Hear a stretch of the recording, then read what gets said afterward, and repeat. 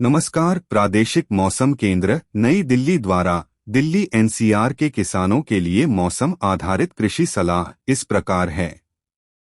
दिल्ली में अगले 7 दिनों के दौरान आसमान मुख्य रूप से साफ रहेगा। दिल्ली में अगले 6 दिनों के दौरान न्यूनतम तापमान में कोई बड़ा बदलाव नहीं होगा।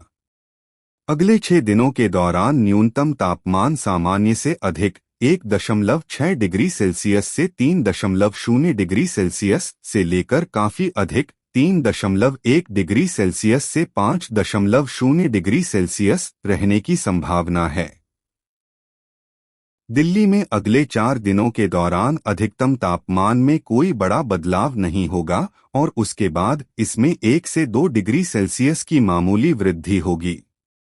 अगले 7 दिनों के दौरान अधिकतम तापमान सामान्य से विशेष अधिक 5.1 डिग्री सेल्सियस या उससे अधिक रहने की संभावना है। मौसम के पूर्वानुमान को देखते हुए किसानों को सलाह दी जाती है कि खड़ी फसलों तथा सब्जियों में आवश्यकतानुसार हल्की सिंचाई करें। सिंचाई ऐसे समय पर करें जब हवा शांत हो, अन्यथा पौधे गिरने की संभावना रहती है। इस मौसम में मूंग और उड़द की फसलों की मार्च में बुवाई हेतु किसान किसी प्रमाणित स्रोत से उन्नत बीजों का संग्रह करें।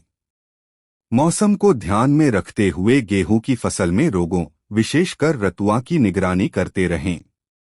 मौसम को ध्यान में रखते हुए किसान सभी सब्जियों तथा सरसों की फसल में चेपा के आक्रमण की निगरानी।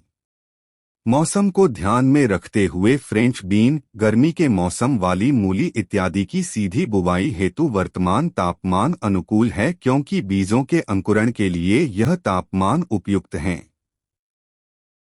किसान उन्नत बीजों को किसी प्रमाणित स्रोत से ही प्राप्त करें।